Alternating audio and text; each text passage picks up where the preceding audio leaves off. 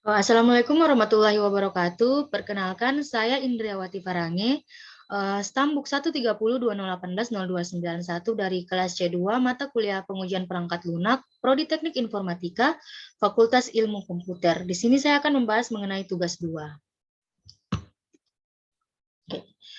Tahapan teknik pengujian white box untuk studi kasus yang saya angkat yaitu aplikasi, pengingat, dan pendataan kenaikan golongan gaji berbasis web.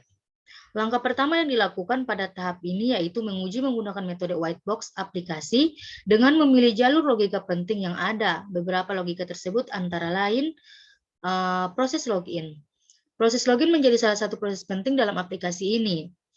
Kemudian di sini ada flowchart dari proses login itu sendiri, di mana yang kesimpulannya pengujian ini menunjukkan bahwa fungsi aplikasi berjalan sesuai logika yang ada. Jika pengguna memasukkan data username dan password yang benar, maka secara otomatis sistem menerima dan mengarahkan admin ke dashboard. Tetapi jika data salah, maka sistem akan memberikan peringatan dan meminta pengguna untuk mengisi data secara benar.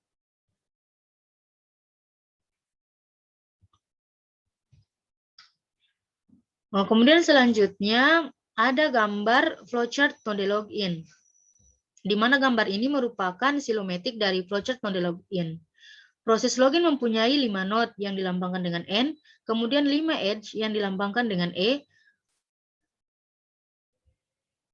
dan untuk path-nya, maka path-nya didapat dengan rumus E dikurang N ditambah 2. Maka jumlah path adalah sebanyak 2. Kemudian masuk pada tahapan proses pengolahan data. Proses dan logika dalam pengolahan data yaitu ada 4. Yang pertama pegawai, gaji, lampiran, dan laporan. Seperti pada gambar di bawah ini. Sini saya akan menjelaskan mengenai flowchart dari pegawai, di mana ketika kita membuka aplikasi kita akan disuguhkan dengan menu login. Kemudian ada form menambah data. Jika ingin menambah data dan ingin menyimpannya, maka Anda akan langsung dibawa pada edit data pegawai. Tetapi jika ingin kembali mengedit atau batal dengan editan yang tadi, maka Anda akan dibawa pada form tambah data pegawai. Jika data yang tadi kalian tambahkan berhasil, maka akan dibawa pada form edit data. Begitu juga seperti tadi, jika berhasil, jika Anda ingin menyimpannya, maka Anda akan dibawa pada form hapus data. Tetapi jika tidak, Anda akan dibawa lagi pada form edit data pegawai. Selanjutnya, jika Anda ingin menyimpannya dan berhasil, maka Anda akan dibawa pada form hapus data. Tapi jika tidak, Anda akan dibawa kembali di form edit data pegawai. Begitu seterusnya sampai selesai.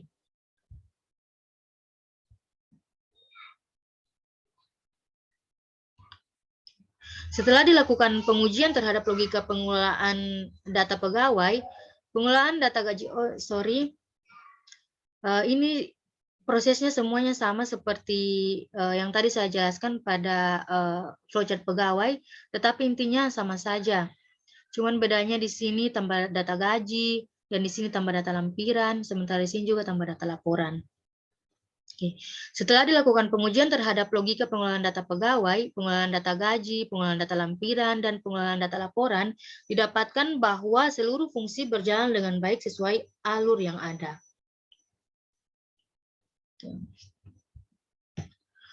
Selanjutnya ada perhitungan, masuk pada tahapan perhitungan kompleksitas silometik. Perhitungan kompleksitas silometik dari flowchart pada gambar 12 mempunyai perhitungan kompleksitas silometik dalam jalur tiap node. Untuk menghitung kompleksitas silometiknya dapat menggunakan rumus atau rumusnya yaitu V sama dengan E dikurang N ditambah 2, di mana E merupakan jumlah busur atau link yang ini, di mana terdapat 19 busur, dan edge dan N merupakan jumlah simpul. Yang ini ada 14. Kemudian ditambah 2, maka 19 kurang 14 ditambah 2 sama dengan 7. Untuk jalur independen path-nya dari flowchart tersebut mempunyai 7 path. yaitu part pertama ada 1, 2, 3, 5, 7, 9, 11, 13, hingga 14.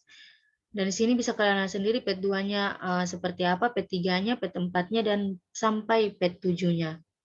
Kemudian masuk pada tahapan rekapitulasi hasil white box testing. Di sini dilihat pada tabel, didapatkan bahwa untuk login, silometric kompleksitasnya 2, regionnya 2, dan independent pet-nya 2. Bisa kalian lihat sendiri di sini ada data pegawai, silometriknya berapa, gaji, lampiran, dan laporannya, semua hasil silometrik, region, dan independent pet-nya.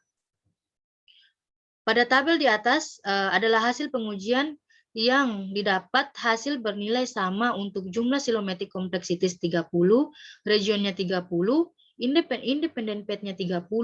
Maka ditarik kesimpulan bahwa alur logika sistem aplikasi pengingat untuk kenaikan golongan dan gaji berbasis web ini sudah benar dan sesuai.